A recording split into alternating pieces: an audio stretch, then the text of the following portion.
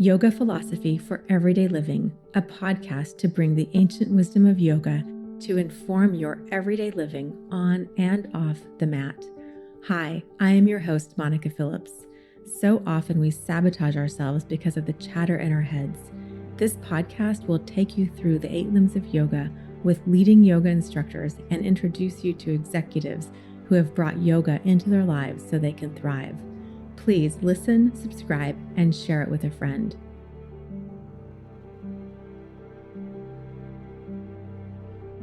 Welcome, everyone, to Yoga Philosophy for Everyday Living. This podcast is really here to share with you what we can do to bring the wonderful ancient wisdom of yoga philosophy into our everyday lives. I'm so glad to be here with Navi Radjou. Welcome, Navi. Thanks for having me, Monica. Yeah. So you have such an incredible background, and I've just been loving talking with you about all things French, yoga, consciousness. It's incredible. We're going to have to find a way to work all of these into this conversation. You now live in New York. You had been living in Silicon Valley for a while. You grew up in India. And then at the peak of your career, you had a severe burnout. And we're going to hear more about how you found Ayurveda, whether you grew up with it or not. You mentioned Sanskrit, how you learned Sanskrit, and then how that got you to where you are now. In 2015, you co-authored How to Do Better with Less, Frugal Innovation. I think it's super interesting. We both share a bad habit of buying too many books. When I moved back from Paris, I went with one backpack and a side bag, and I came back with that backpack, side bag, and then 4 bags of books. I can relate to that. I can imagine. You said you bought how many books since you moved to New York? 200 books. You have done some incredible work as serving on the World Economic Forum's Global Future Council on Innovation and Entrepreneurship and advising senior executives worldwide on breakthrough growth strategies. Before that, you were vice president of Forrester Research, leading technology research and advisory firm in Boston. And in 2013, you won the prestigious Thinkers 50 Innovation Award. So how did you get to be so innovative? Partly it may be due to my multicultural background, right? Because I'm Indian, I am French, I'm now American for the past 20 years. I think innovation is synonymous with change. And I always had this desire for change, changing the world, I guess, changing things around me for the better. So yeah, I think it has been ingrained in me. So I'm using my multicultural background to see how we can bring about change by combining insights, ideas, traditions, philosophies from East and West. So as we say, most innovation emerges from the combination of different things. And so I'm lucky enough to have these amazing ingredients that come from different parts of the world. So I'm focusing on creating the right recipe that combines and recombines these cultural ingredients from the 3 cultures I belong to create innovative solutions that could be helpful for the whole humanity. That is so interesting because before we started recording, we were talking about intellectualism and snobbishness and how that is perceived. And what you just said, I'm thinking, we know that diversity enhances organizations. It allows people to thrive because you get more perspectives. When we have a worldview, we gain more, even the sense of abundance versus scarcity. And as you just said it, I was thinking, when we can travel and meet people from all walks of life, we build our empathy.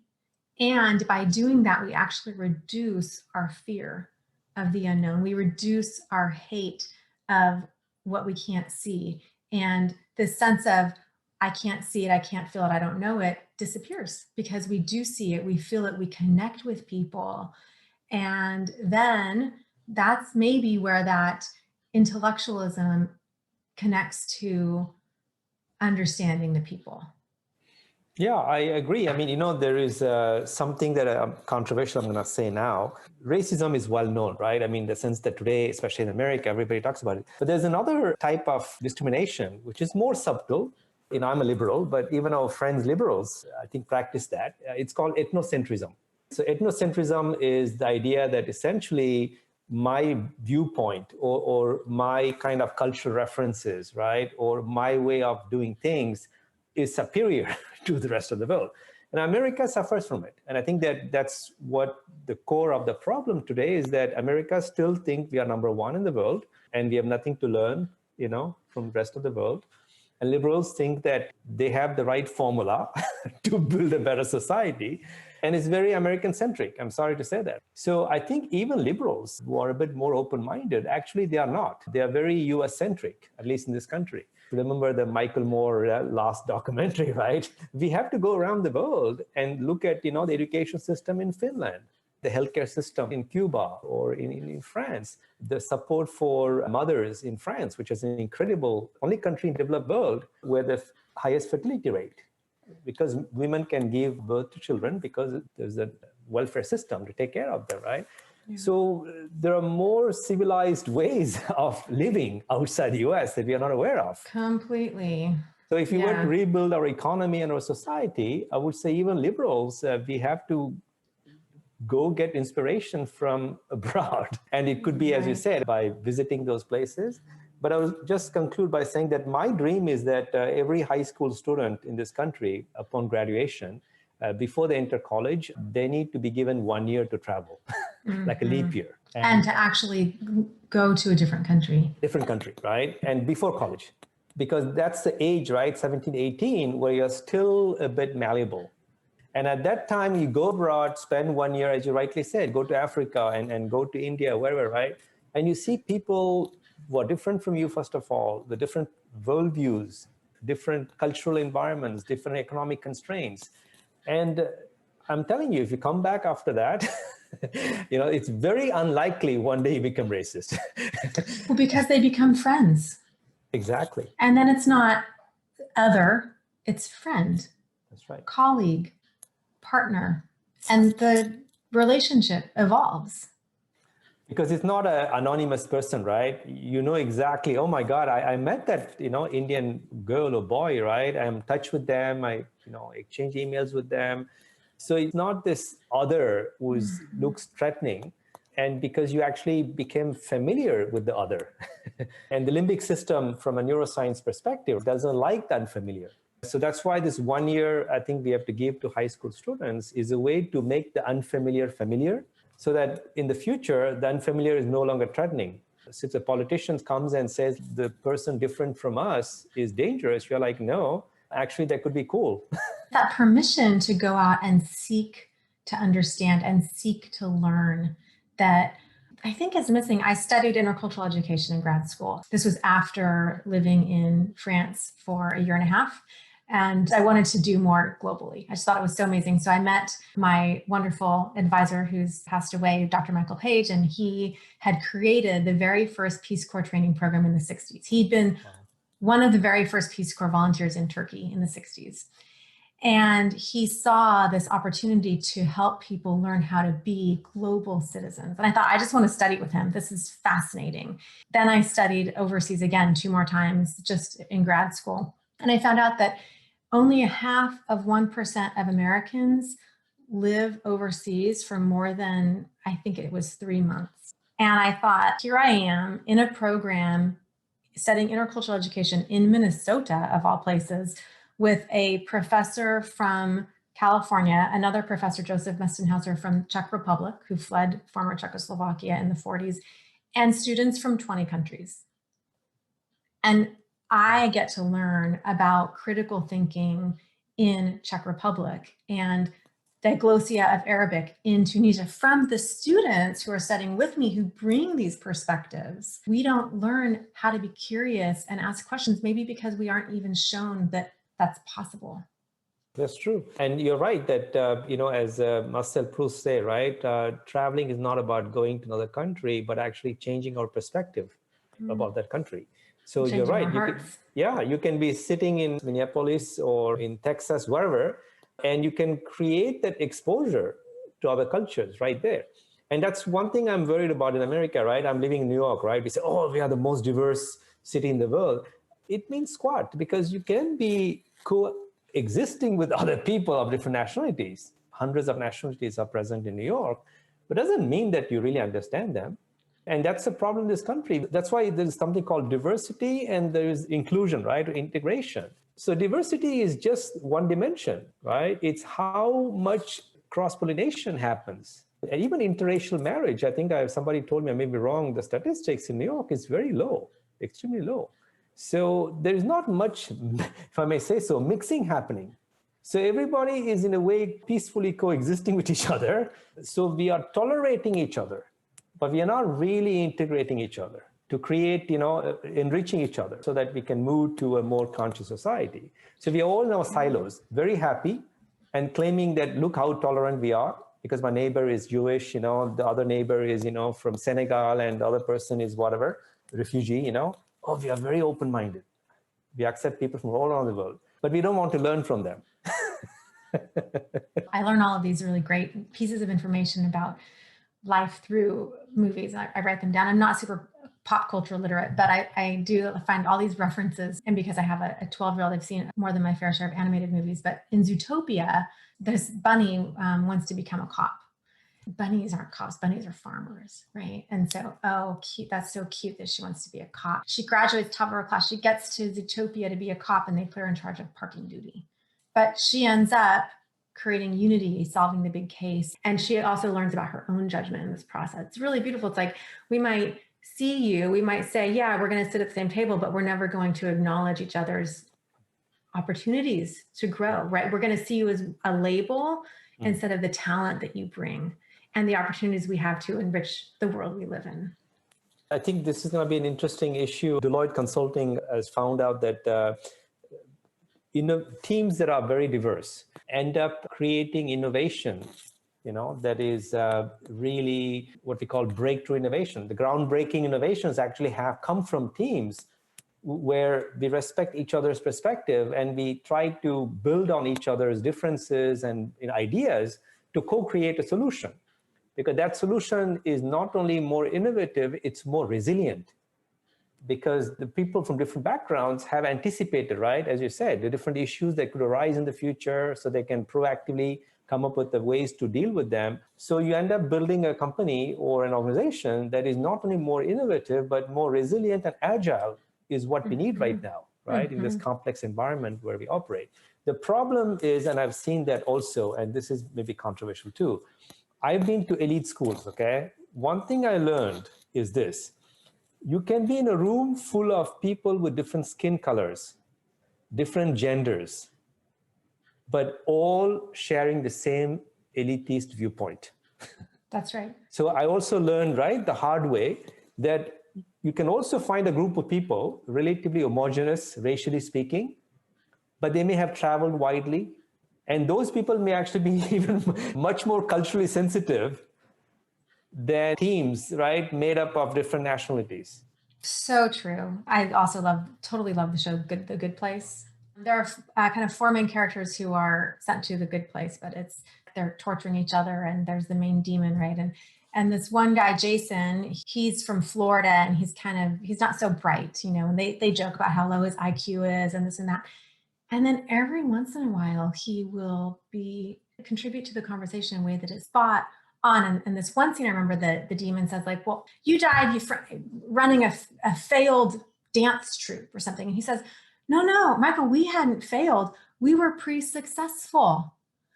And it's like this, he has this insight that is so beautiful. Right. And he has so much optimism and hope. He even recognizes, like, I came from Jacksonville, Florida. It was hard, right? And so he recognizes that he still wanted to try, even though he didn't make it, doesn't mean he couldn't make it. He just hadn't yet. And this word, I love the power of language as inclusiveness and empathy. This word yet can change everything for someone. When we believe in ourselves. Yeah. And it's not doomed, right? That's what happens. Then you're closing it. You're saying that you will never be successful. You say, no, I tried 100 times, and each time I'm an antechamber of success. I'm getting closer to it. Yeah, exactly. So I want to ask you about your book, but I want to come back to yoga, which is what we're talking about here, and how you came to yoga. Did you grow up with it? Yes. So what happened is that I grew up in Pondicherry, which is a former French colony in southern India, made famous by the book and the movie The Life of Pi, which actually was set in that city. The city is, among other things, known for being the birthplace of a very famous Indian yogi and philosopher named Sri Aurobindo, and who developed something called integral yoga. So I was exposed to that from the young childhood. And then at school, what in this country we call physical education, right, was provided by yoga teachers. I mean, at least, somebody was well-versed in yoga. We'll do some running, like track running, but then we'll also do asanas. But we didn't even know that we were doing yoga, right? But that's what happened. So we were introduced to yoga without even knowing that we were doing yoga. But then the real interest in yoga was born 15 years ago when I had a severe health crisis. No Western doctors can help me. That's when I discovered yoga as a way to bring more serenity in my life. I was basically a workaholic. So essentially I was, not having a healthy lifestyle. So yoga essentially, I remember the very first day of practice, I can feel a shift. I started going to bed earlier and, so the lifestyle changes were very, quick to happen. What was that first yoga experience? Was it It was in Boston. Actually, it was in a gym. She was a lovely yoga teacher. She was in her 50s, very kind. And one of the things that I liked with her is that we will always begin the asanas lying down. And often we don't do in the West. We start with standing and then but the idea was that, the nervous system, right, especially when you're coming end of the day from work, right, to lie down and we'll do Sutta Bhadangasana and a couple of other poses to do more like stretching first, gradual warm up. Then we'll go into the standing poses. And if I started with standing poses straight away, I think I would have hated it. But the effect it had on my nervous system, right, the parasympathetic system, the way it quietened me down so quickly, I said, wow, there is something in this, right? And then the standing asanas gave me more energy, but I felt me more alive.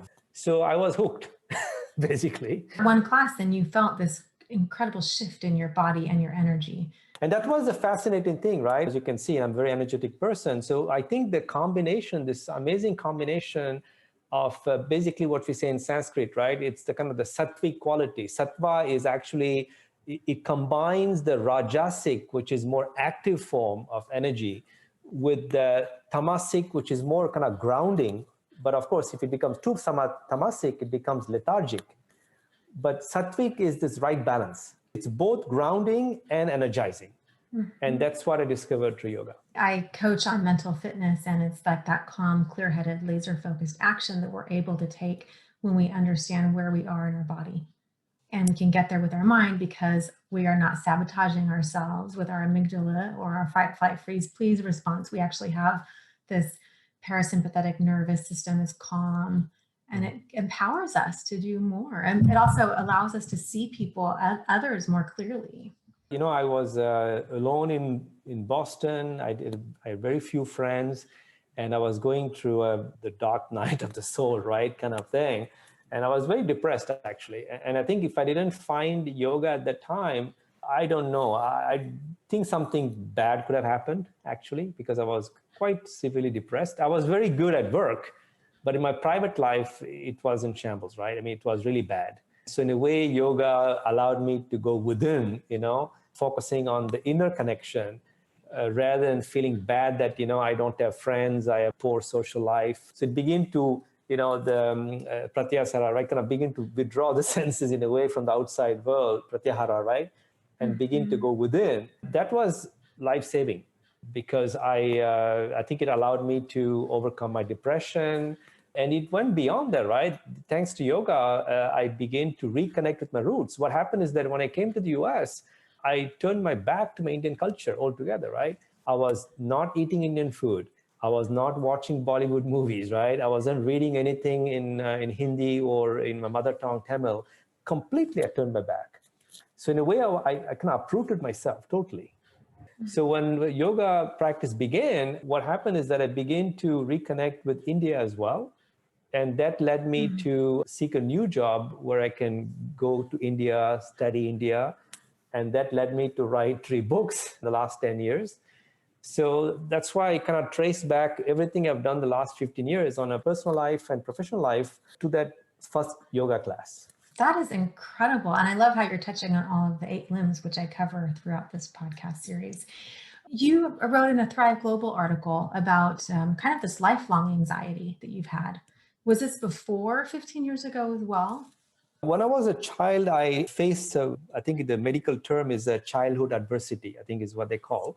And the Kaiser Permanente actually did the seminal study in this country where they surveyed many kids and they look at the adverse circumstances they encounter as a child. It could range from physical abuse to verbal abuse, having siblings with mental illness, alcoholic parents, right? The different kind of adverse situations that kids are exposed to that lead to major health issues, chronic illnesses.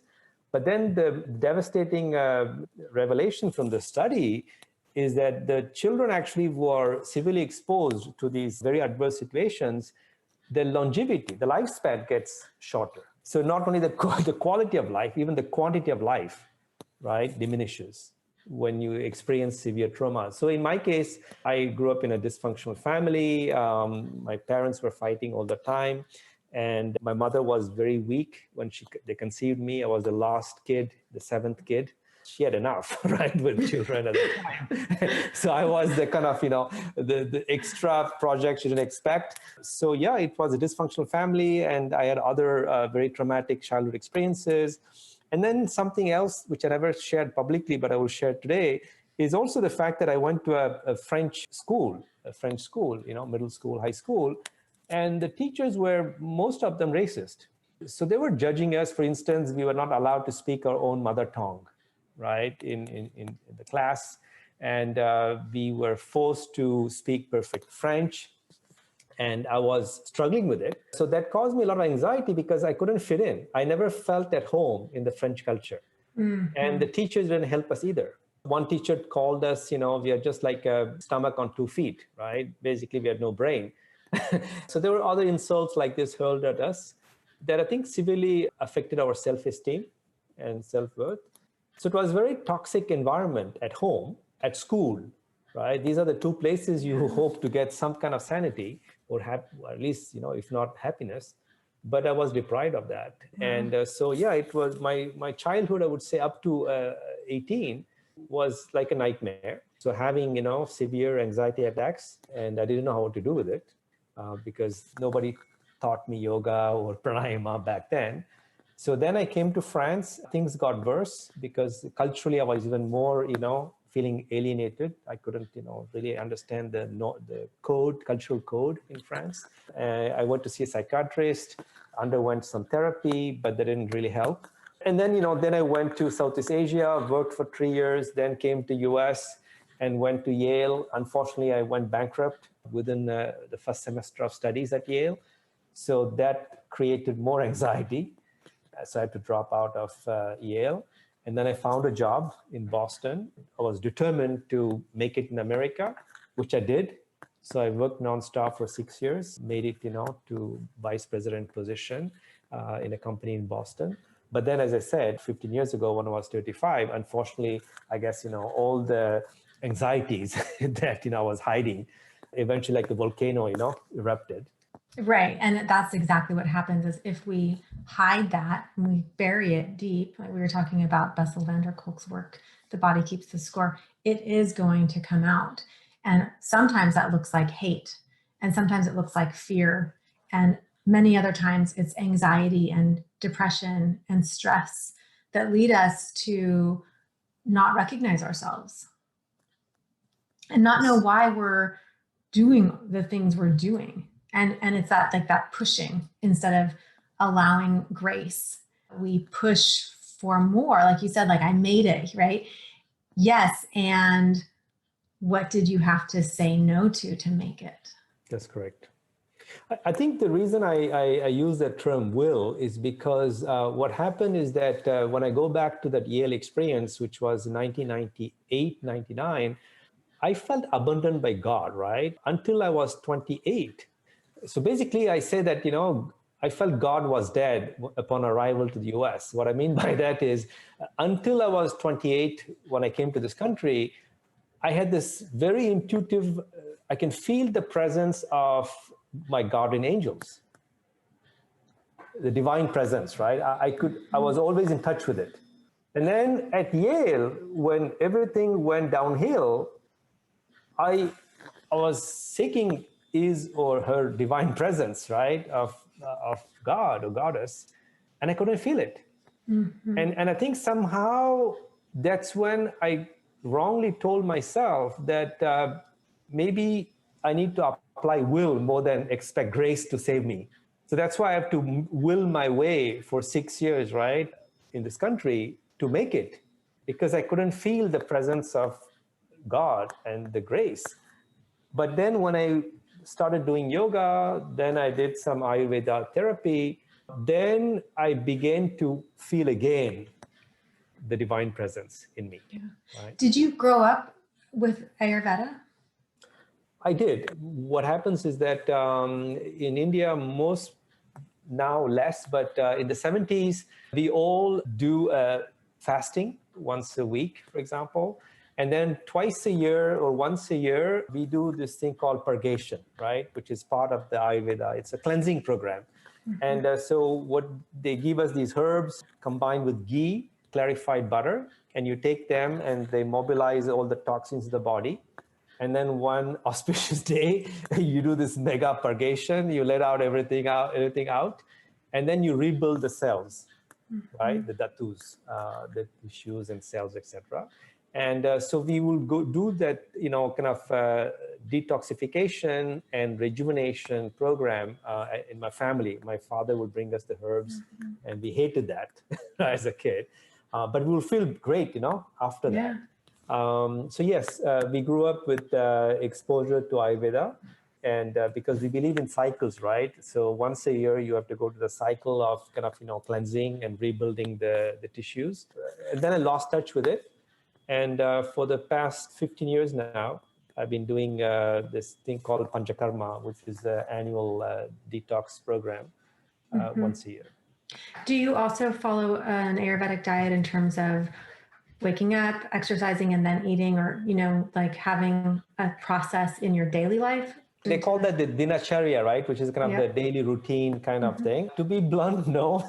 At least since COVID happened, I think my dinacharya went through the window. I'm not perfect, but I would say that, I'm doing my best to maintain a daily routine. The one thing that I never sacrifice is doing yoga and pranayama every day. So especially during COVID, I was doing like diligently, right? Every morning, it was like, it really saved me, I live next to a big hospital in Brooklyn. So you can imagine with all the ambulances coming, here all the time, it was very scary and very, tough period when COVID began. So I would say having this kind of daily routine, and the way to describe the routine is a time you carve out in your day. It's a date with yourself kind of thing, right? You kind of, taking time to be with yourself and direct that energy, which is always outward facing, to go within. And it's kind of yummy, actually, right? You start doing yoga, you feel a bit, grumpy. But then when you're on Savasana, you're like, oh my God, thank God I did that today. Is you have to have self-compassion in order to give empathy to others. Yes. And it is this incredible healing process. What is the yoga you do right now? How do you do it, I guess, online? Actually, I do. I have my own, 30-minute practice. So what I did these days is that I kind of pick the ones that I feel I love doing. So I basically start with some stretching, lying down first, and then I do several standing poses. Then I do tree. Actually, I learned gradually to stay several minutes in tree pose with eyes closed. So that has become like the kind of a touchstone or very important asana for me, actually. Because, especially when the entire world collapses, right? This idea of standing on one foot with eyes closed, right? And finding that inner balance. I really realized that the tree sounds a simple pose, but it's very profound, right? Especially with eyes closed. Eyes closed. Then I do some inversions, either on a hand or headstand. Then I wind down with Supta Baddhakasana and other kind of lying down. But then I stand up and then I do 20 minutes pranayama. Do you have a favorite pose? I used to hate the third pose, and because I practiced every day last year, I'm proud to say that, that has become one of my favorite poses now. So whether it's the tree or warrior tree, it makes you vulnerable, right? Because you're standing on one foot, right? And the beginning is kind of wobbly, right? And then it comes gradually that point where you surrender to the pose. And then it doesn't matter. You're not seeking perfection, right? You're just trying to be. We were talking about the parasympathetic nervous system. I love neuroscience. I think it's really interesting, even knowing that our brain and our gut developed together in utero and share neurons, and that we have more neurons in our gut than in our spinal cord. And then we have this vagus nerve that runs from our brain, connects down to our heart, our intestines, our gut. There is so much power in the gut. And so this embodiment of yoga is used a lot to treat anxiety. So you were talking about the anxiety and then noticing it, practicing yoga. How have you found that to be healing? And what would you say for others who are listening, because this is yoga philosophy for everyday living? What is that practice of yoga that everyone can connect to? I still suffer sometimes from digestive problems. And I always know it's psychosomatic, right? So in my case, all my digestive problems have nothing I can eat the healthiest food, right? But I will still have sometimes trouble digesting because my mind isn't relaxed. So that's when I realized, I came to learn more about the vagus nerve and how much it's profound, that effect it has, right, on the heart rhythm, our digestion, and our mental wellness. So I would say start with some simple stretching, because in America, we like to overexert and try to achieve, we have to kind of muscle our way into, being a particular pose. And, also the popular culture shows these people like acrobats, right? Doing amazing stuff with yoga poses. But I would say, no, do something that feels yummy to you, and focus on things, especially for men who are listening, focus on poses that relax you more than give you energy. Because yoga is not a workout. If you want to work out, you can go to the soul thing, spinning, class, whatever thing, soul spin, whatever it's called. But yoga, it's not about getting energy. Energy is a byproduct. It's more about finding that moment of intimacy with the higher self. Experiment with different poses. It's an iterative process. Try different things. And then eventually, like me, right, you settle on 10, 12 poses that really feel nourishing to you, right? And once you find them, please stick to it. Bruce Lee famously said, I don't fear the adversary who knows 10,000 techniques, but I fear the one who practiced one technique 10,000 times. So at the beginning, it's okay to experiment different techniques. There are also different schools of yoga, as you know. And eventually it comes a point where you have to say, okay, this is my routine. I'm going to create like a routine. And you can always, right, adjust it on a daily basis. You can innovate a bit, add an extra pose, whatever. But the core needs to remain the same. And the reason I think that works is because it may sound very esoteric. It's like the mantras, right? They say the mantras you have to recite at least 108 times because the mantra becomes effective. Like the Om, right? You have to say minimum 21 times or 108 times. If you really have time, you can do it, 1,008 times or 10,008 times. But I thought it was 108,000 times. yeah, so practice the same thing. You have to repeat a certain times, because after a certain number of times, my intuition tells me that it starts really awakening certain energy centers in you, put it this way. Okay? That's why you keep changing, your practice all the time. You go nowhere, basically. So you have to stick to one kind of set of poses and do them diligently and with great commitment, and you will see magic happen. My yoga mentor, Tiffany Russo, says, can you flex your foot and bring your hamstring to the floor first before your heel touches the ground? So in the power of these words, noticing your body, what happens when you lift just one leg off the floor? Can you feel lighter in your hands? Notice, I don't know, can I do that? Maybe not yet. Maybe I will be able to after I practice 1,000 more times, right? These subtle shifts in noticing our body and allowing, just like you said, the energy channel, we're talking about the chakras, it starts with the feminine energy at the bottom for all of us, right? And then it comes up and it rises up to Shiva at the top. So there's this energy power that comes from, like you were talking about earlier, the different shapes, right? This community and even like a holding of ourselves are in our center. And something you just said make me think that when I say do repeatedly the same poses every day, you may think like it becomes monotonous, a bit boring. yes and no. Because if you start a practice saying, I'm going to do this practice with the beginner's mind, it's as if it's the first time I'm doing it, then you will notice these subtle changes. But if you do it mechanically, you go in thinking muscle memory, right? Oh, I know exactly what to do. Then you will never pay attention to those nuances. So that's why even today, right, after, I don't know, 15 years of practice, when I do the 3 or whatever, every day is different. Right? Right. So it's fantastic. Do it yesterday, right? Oh, but great. not today. Right. Exactly. Yeah. Today is going to be interesting, you Yeah. know? Right. Even There's like going to be what's new happening in the experience. world can change that. Exactly. Yeah. Even what I love about the poses of yoga is that we can take a pose and then we can shift it. We could do warrior 3, Virabhadrasana 3 on our backs and then shift it to standing, right? And That's true. noticing the strength of the pose. Is it also the same thing as, Utthita Hasta Padangusthasana? What do you notice about how you're holding your body? Where does the strength come from? Where does the stability come from? Yeah. Maybe what changes is what's on the floor. Mm-hmm.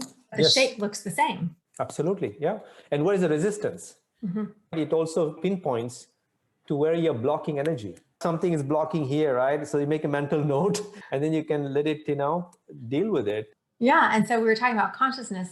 And I think this is really important, this blocking energy. What have you noticed about how yoga has changed how you approach the thinking world? What I noticed, and this is something I have to confess, one of my previous coach told me that the evolution in consciousness, especially when you're healing from a lot of traumas from your childhood and whatnot, you go through the following phases, right? Which are fear first, then sadness, then anger, then love. I went to fear, as I told you, anxiety, right, all my life. Then I went through a lot of sadness because you finally realize what happened, the sense of loss. But it's only since last year, I have been stepping into and owning my anger because I never felt I had a right to be angry, right? And then Me Too started. Black Lives Matter happened. And in a way, the universe was telling me it's okay to be angry, especially if you're angry against injustice and tyrants that we saw in the last 4 years, right? And today we are talking actually, right? It actually marks the inauguration of Joe Biden and Kamala Harris. So symbolically, the last 4 years, I was feeling very angry with where the country is going. And I also begin to own my own anger. So yoga, in a way, I see that also as a powerful tool to not just release, but allow you to embrace these emotions, because we tend to label them as, I shouldn't be angry, I should be peaceful. Mm-hmm. I say, no, it's okay to be angry, accepting myself, accepting it's okay to be afraid, it's okay to be sad, it's okay to be angry. And then I'm stepping gradually into the notion of self-love, because I have a self-critic who is so strong that I don't need outsiders, to criticize me, right? So my self-critic is my biggest enemy in a way. This sounds exactly like the work I do as a mental fitness coach with Shirzad Chamine, who's a Stanford professor who wrote the book Positive Intelligence. And it is about these saboteurs that we have that judge ourselves, judge others, judge our circumstances. What is important to me about what you said is that we all have a different process of emotions, and that's okay. And so accepting that and naming it is really important. Naming I'm angry helps us heal from that anger, helps us shift our energy from I'm angry to what do I want to do about it? How do I want this to show up for me? Do I want to stay angry, or do I want to go take action and make big, giant change? Also, we just celebrated the legacy of Dr. Martin Luther King Jr. and this power of people putting quotes up all over. Yes, I have read those. I have fortunately had this exposure since I was a child. And what are we doing about it? You say it. Do you mean it? Do you show up for someone else? Do you tell someone who's showing racism to help them understand why that's wrong? Do you call people out? Do you stand up for others? And okay, be angry, right? And then what? And so when you said self-love, it's that now what's possible? Anger, I think what I learned is that it's a repression. It's like a flow, right? It wants to go in a certain direction and you're blocking it. Mm-hmm. So anger is simply saying you're not aligning your life energy in a particular direction, right? So when I get angry, I would say, okay, so maybe what I'm doing is not serving my higher self. What else should I be doing, either on that particular day or, maybe in a phase in my life? I see that anger is becoming more like a friend to me now, right? Because it's kind of saying, psst, hey, you should be doing something better, as opposed to something which is trying to put me down. I think anger is a fire element, right? So I'm kind of learning to befriend, because I think becoming more conscious is to see light in everything. And I think that even fear as something positive to offer us, like climate change, we better be afraid. As a matter of fact, we need to be more afraid. We are having a winter here, which feels like spring in New York. People are all coming out in t-shirts, but I'm afraid. I think this is not right. So fear can also be good if you get the messages that's sending you. And that fear allows you to notice what action to take. What new information do we need? What learning do we have to gain? What innovation needs to occur here so that we can change? Everything changes. How do we want that change to be? Impact we want to have happen from the change. So you had mentioned this metaphor of the dimmer switch on consciousness. Talk about your new book that you're writing and this consciousness that we need. Essentially, it's a book that I began writing in 2015. So it's the 6th year, and I've been dragging my long story short. I was very self-critical, kicking myself, asking myself, why I'm procrastinating? Why can't I just get it done? And then I realized that there was reason is because, among other things, this country has to go through 4 years of Trump. It was a wake-up call, kind of collective awakening of our consciousness that happened. So that's one reason, I guess, I was waiting to publish this book. The second thing is that climate change was kind of the background 6 years ago, but now it's on the forefront. So social issues, ecological issues, and COVID happened. That also made people realize that, oh my God, well-being is important. So the need to regenerate people, communities, and the planet is now commonly accepted, right? Nobody denies this. I was, in a way, working on the book while I was seeing that the world around me is shifting. But then there was also a need for a change within myself, because I lacked the self-confidence to write a book on consciousness, because this is a topic that has been covered by Eastern spirituality in Buddhism and Hinduism for thousands of years. And I was thinking, who am I, this small little guy, trying to write not only a book on consciousness, but how to shift consciousness, and not just at the individual level, but at the societal level. So I was questioning my own credentials and thinking, am I legitimate? Is it legitimate for me to write about this very big topic? And that's when I came to conclude that I need to write this book more as an artist. I see that you have a painting behind you on the wall. So I have to paint this book rather than write this book. I have to sing this book rather than write this book. So if I write this with an artist's sensitivity from my heart, it will allow me to find the creative freedom I need to reinterpret what we mean by consciousness. Just to give you one example, there's been this, controversial to say, but we have been brainwashed into thinking for a long time that the material world is an illusion, Maya, and then there's this kind of the spiritual reality dimension, which is in a way, let's say, superior or better kind of thing. So we end up becoming very frustrated. My God, I'm stuck in this Maya. And actually, I'm going to write in my book that if I'm Neo and Morpheus gives me 2 pills to choose from, I will take both pills. That's being conscious.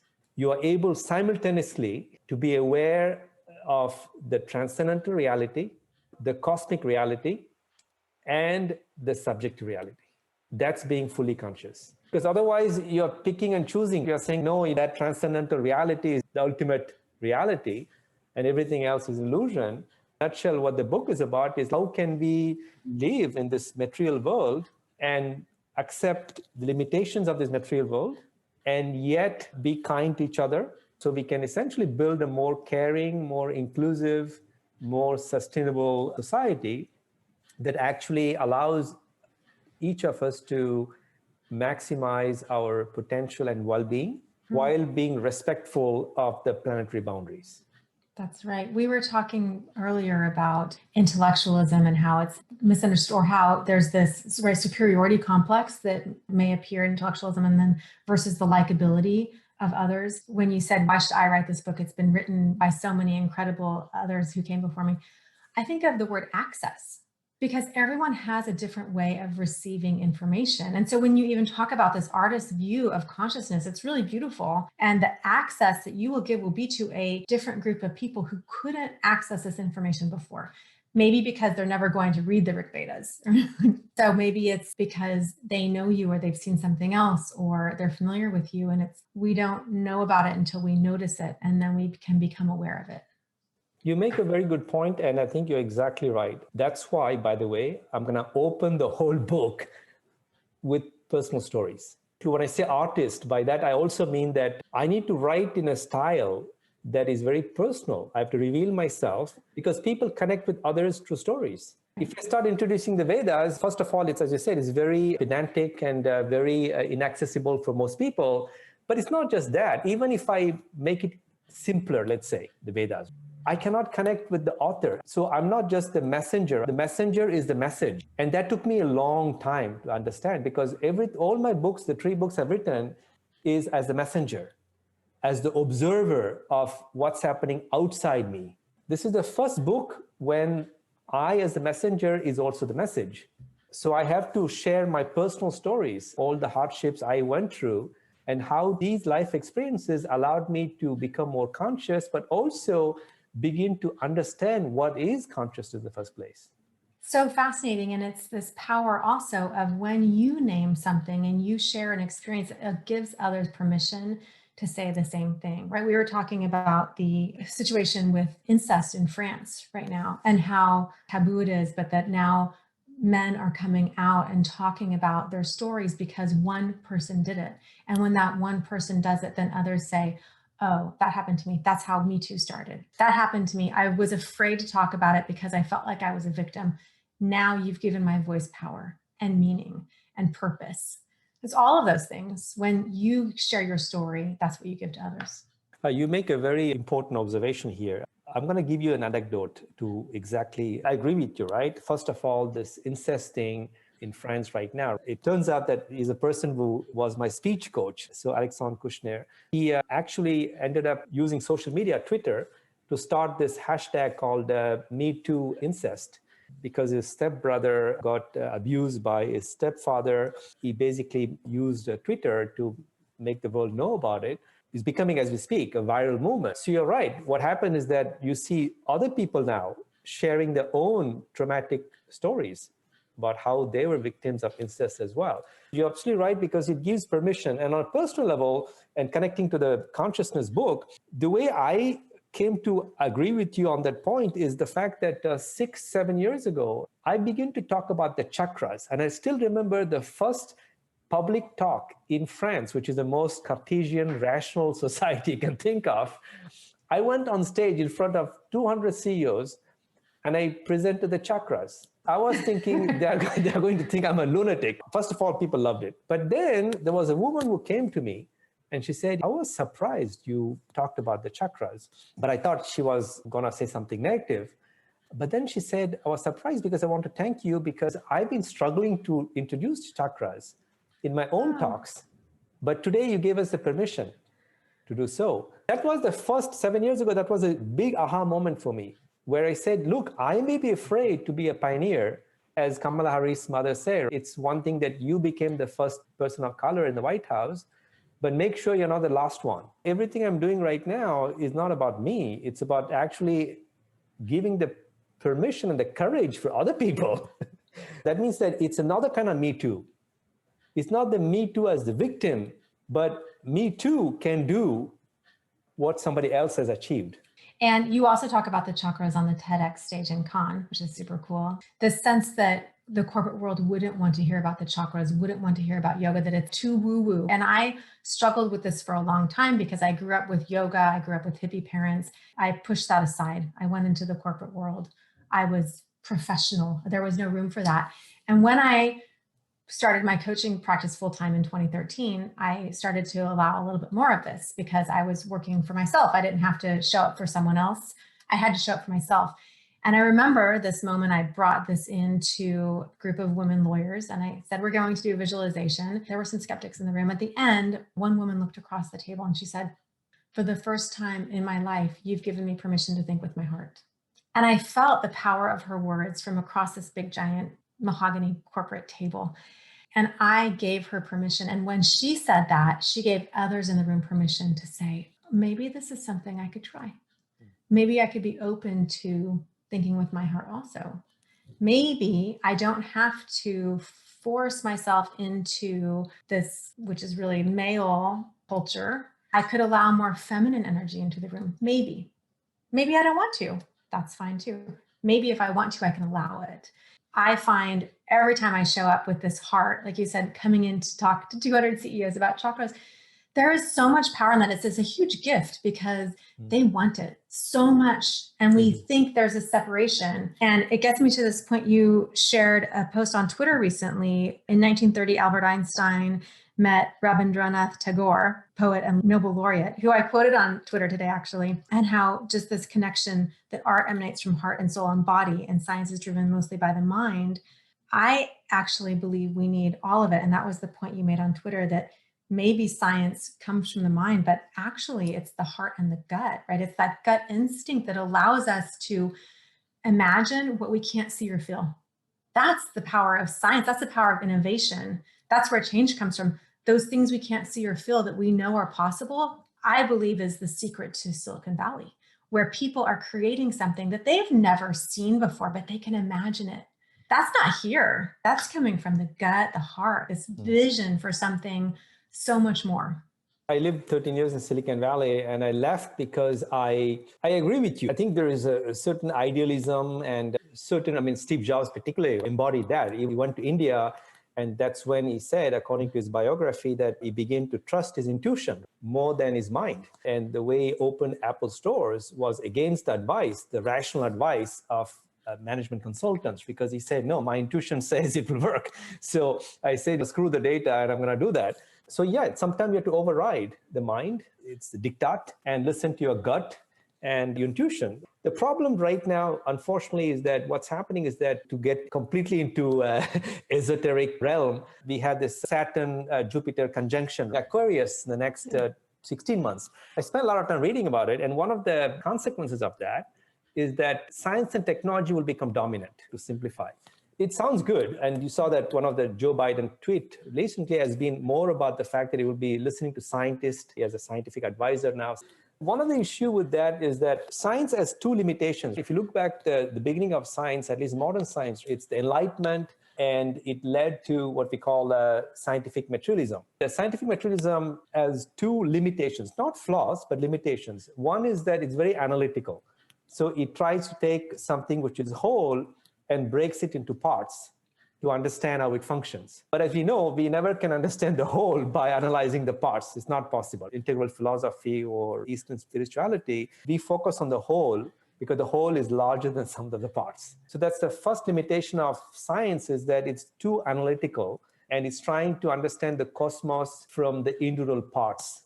So it's more like bottom up. The second limitation is that, especially if we say with climate change, etc., is that it was developed as a way to control nature and dominate nature and extract more value out of nature. The Industrial Revolution, we became very good at transforming raw materials in physical goods, faster, better, cheaper. So now we know that it has led to all kinds of consequences, whether it's the chemicals, food, which is bad for the body, or the carbon we emit in the atmosphere, which is bad for the planet. Science has what we call negative externalities. On the one hand, it improves our quality of life, but it also had certain negative consequences. If we connect, I always say that what we need is actually a new breed of innovators with a scientific mind, a social heart, and ecological soul.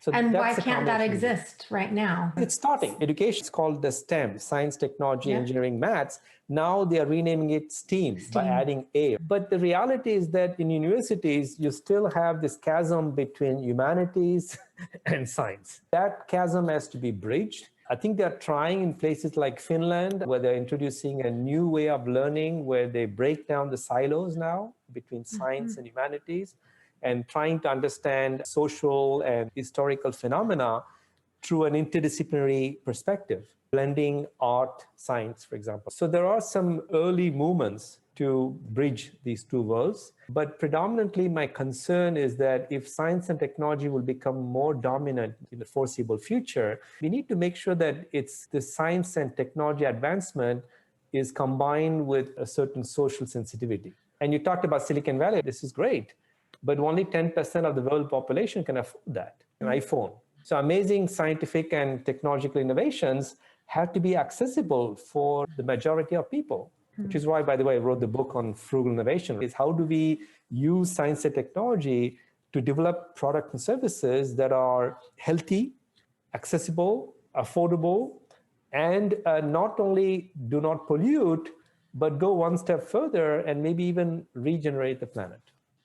My passion is that heart and belonging are part of everything we do. And that's exactly what you're talking about in this idea of science connected to the heart. And also what we talked about earlier, which is when we include more people in the room, men and women and different races of the same intellectual thought process, people from different ways of living who can see problems, see challenges, see solutions different ways and explore what's there, allowing the heart to be at the center of those conversations so that we're not exposing ourselves to more problems, rather creating something that is inclusive to a better way of living. And some people, that's why we talk about multiple intelligence. The issue is that if I'm a scientist and I'm going to get a grant to pursue a research project, I can say, oh, I have a gut feeling about this. So that's the third weakness of science, is evidence-based. If you're applying for a scientific project for a grant, you need to back it up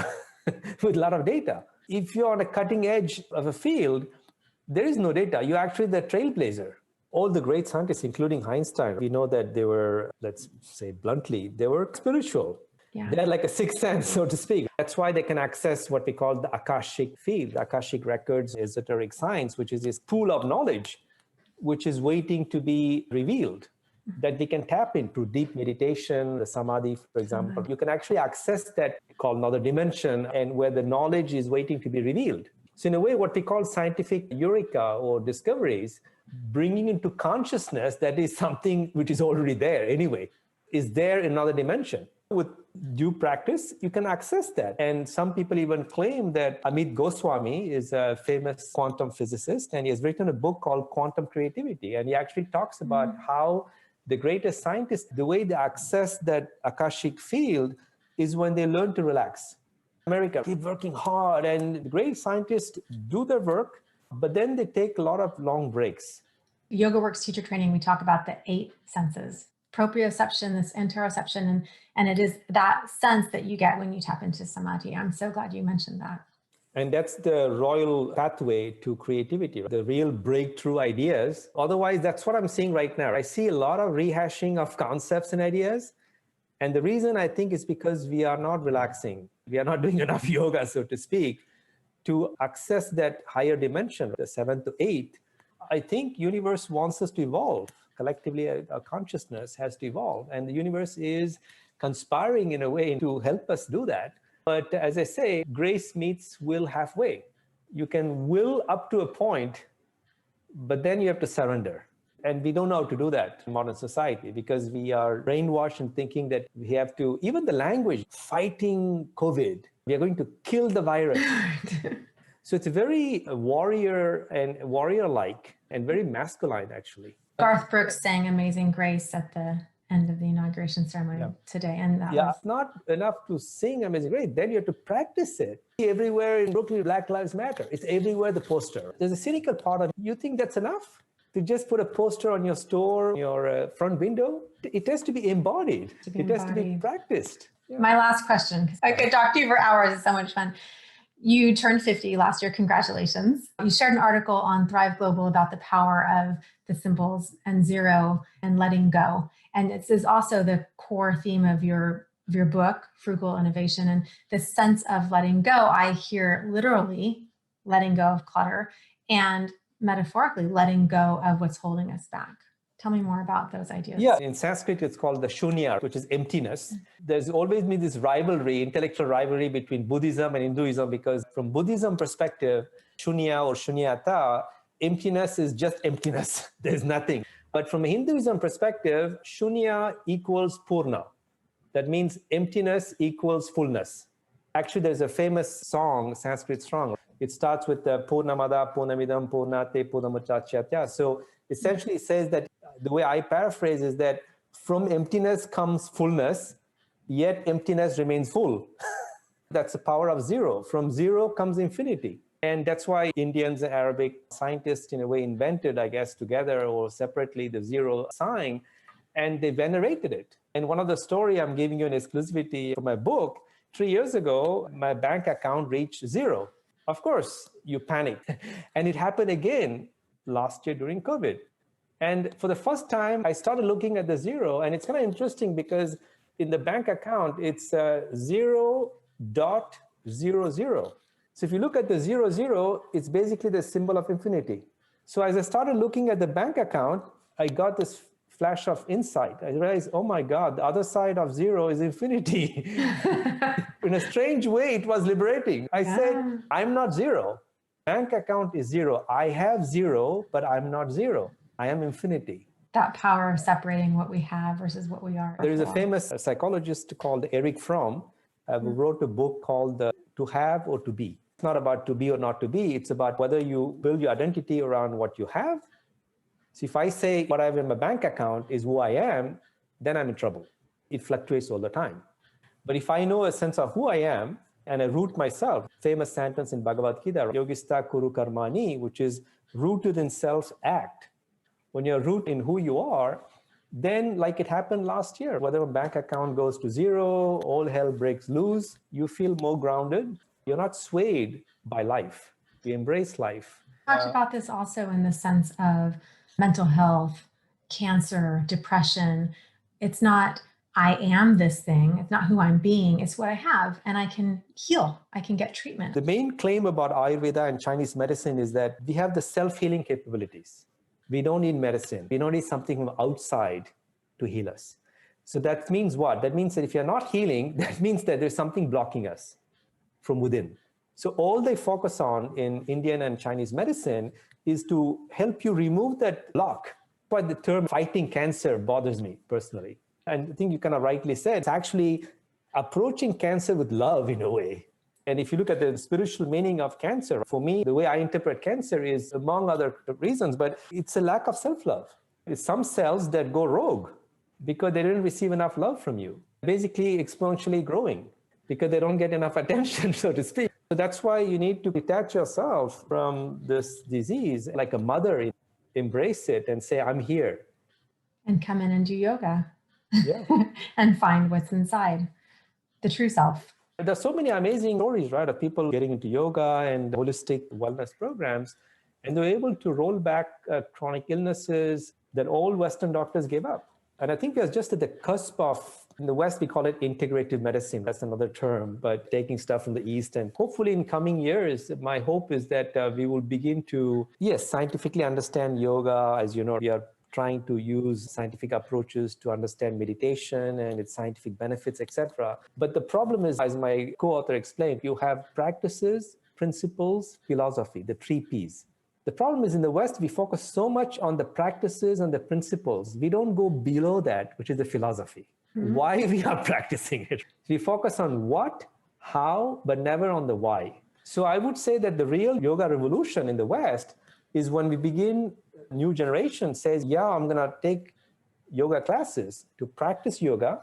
I'm going to try to understand, you've done in a yoga teacher program, the how, anatomy, principles, but then we have to go into the why. I've shared this before. I decided to become a certified yoga teacher after practicing it all my life because I finally learned how to let go. Many people do that. Many people actually go to the teacher training program, which I would like to do at some point, just to deepen the understanding of the how. I knew all the asana. I knew the breath. I had been doing those things. I had been practicing bhakti flow, and I had so much gratitude for all of these incredible teachers I had the chance to experience. Then when I finally realized what it was really about, I thought, oh, I need to learn more about this. And I had exposure to the Bhagavad Gita growing up, but I didn't really understand it. And it is a complex story. But now I've read 20, 30 40,000 books on yoga, on anatomy and philosophy. And through these conversations, like with you, Navi, I learned even the layers. There's actually this beautiful story, this excavation in 1957 of a temple in Thailand. They came to excavate this temple and they were moving things and they found this plastic statue and they went to pick it up and they couldn't. It was too heavy. So they started carving away at it. And what they found was, I'm going to get this wrong now. I've said it so many times, I'm forgetting. And a 25,000 pound, 18 karat gold Buddha, the most prized possession of the temples in Thailand. It was covered with plaster to protect it from the Burmese armies that had come through taking everything. So we're reading into a lot of the details because this is now 1957 and they're discovering it. We live with these layers. We don't show our true selves, right? And this power of this story is these layers that we cover ourselves with could be uncovered. It's hard to get to that point of letting go and recognizing what we have inside and who we're being instead of what we're doing. The Buddha story is a profound one, the one you said, because it was in a way wrapped in layers to protect, as you said, against looting or désacraliser in French. The Taliban did in Afghanistan. They could desacralize places also. But if you apply that logic to us, what I've been thinking lately, just like in the Kundalini yoga with the chakras, they said that you don't want to activate your chakras too quickly, because it could have very adverse effect on your nervous system and your mind. Came to realize lately that maybe those layers that we have are there to protect us also, because with the right guru or the right inner guidance, you need to peel that carefully, because if you get exposed too quickly to that inner core, it's like a nuclear power plant. That inner core is always protected, inner sanctum, because it's highly, highly energized. Sometimes I glimpse at that, trust me.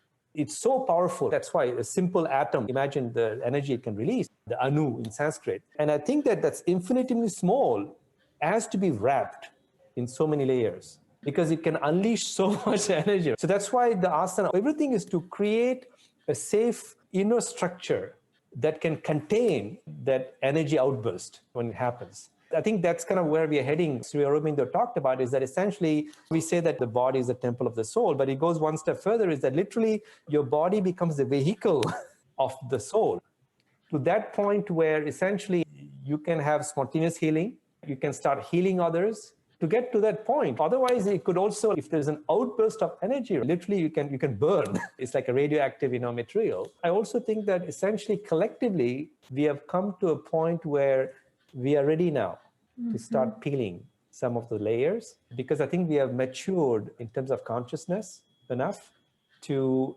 become more in touch with our collective soul. That wasn't the case even, I would say, 10, 20 years ago. But if you look at what happened the last couple of years, I can see that there's an acceleration. And by the way, Vivekenanda, famous yogic philosopher, famously said that yoga is the science of accelerating consciousness. So the point is that if we allow nature to evolve our consciousness, it will take centuries. So yoga is like being on fast track. And that's why I think we all have to do yoga, so that essentially we can evolve our consciousness relatively quickly, given the big challenges we are facing, right, as humanity, climate change, social inequality.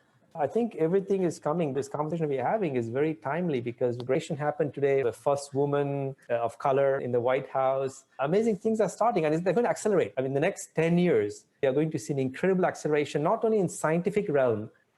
My hunch is that we are going to see miracles happening in the spiritual realm. I believe it. I've experienced it. And the eras we live through are getting shorter and shorter. And each switch in our revelations is quicker and quicker.